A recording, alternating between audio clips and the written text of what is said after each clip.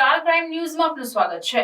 કોડીનાર તાલુકાના સિંધાજ તથા ગોવિંદપુર ભંડારિયા ગામની સીમમાં ચાલતી 6 જેટલી બિલ્ડિંગ સ્ટોનની ખાણોમાં થઈ રહેલા ગેરકાયદેસર ખનન કામ પર ખુદ જિલ્લા કલેક્ટર દિગ્વિજયસિંહ જાડેજા ટીમ સાથે ત્રાટક્યા હતા અને 1.24 કરોડનો મુદ્દામાલ સીઝ કરી કાયદેસરની કાર્યવાહી હાથ ધરતા ખળભળાટ મચી જવા પામ્યો હતો।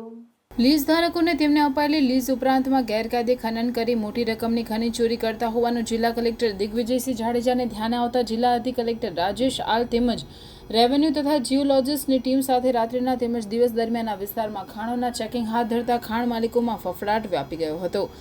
ગેરકાયદે ખનીજ ખનનનું એપી સેન્ટર ગણાતા કોડીનાર તાલુકાના સિંધાજ ગામે 4 તથા ગોવિંદપુર ભંડારિયા ગામે 2 મળીને કુલ 6 ખાણ ઉપર ચેકિંગ હાથ ધરીને ખાણની માપણીની કાર્યવાહી હાથ ધરી હતી। આ 6 ખાણની માપણીની કામગીરી ખાણ ખનિજ વિભાગે હાથ ધરી, જેમાં મોટી રકમની ખનિજ ચોરી સામે આવવાની શક્યતા વર્તાઈ રહી છે।